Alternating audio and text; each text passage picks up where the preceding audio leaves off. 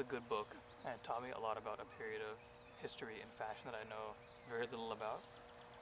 Due to my interest and connection to fashion, I don't have really any overarching ideas or trends to share about the book, but rather a bunch of disconnected ideas that came up in my head while I was reading through it.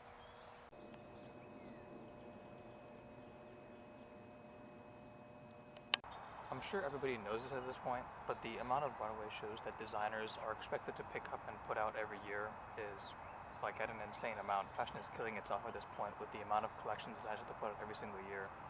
But I think things are more or less the same now as it was in like the 90s and 2000s from my understanding, maybe even worse. But reading Galliano and McQueen actively picking up new collections every single year to put out feels almost sickening. Sickening not because it's necessarily bad, but because it's just an insane amount of effort and work to put in all the time. You know, the quality is going to drop somewhere, and however you define quality to be. It actually reminds me of a quote from, I believe, Raf Simons. Technically, yes, the people who make the samples do the stitching, they can do it, but you have no incubation time for ideas, and incubation time is very important.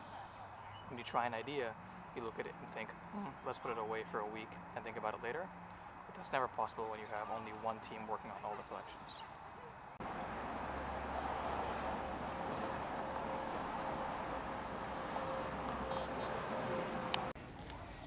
We complain about the repetitiveness in online dressing a lot nowadays, but it's interesting to me to see how McQueen was complaining in the past about designers who were continuously referencing the past for their designs and were coming up with new ideas. You know, I've seen that discussion of sameness a lot in fashion a lot nowadays, but McQueen showcasing how difficult it is really to produce designs that are not built upon the past in some way, not inheriting ideas from the past in some way. It is really difficult, and it is interesting to see that. It makes me admire certain modern designers even more, those that are able to pull away from designs and ideas from the past. It's probably even more difficult now than it was in the past, with ideas building upon itself over and over and over again. Yeah.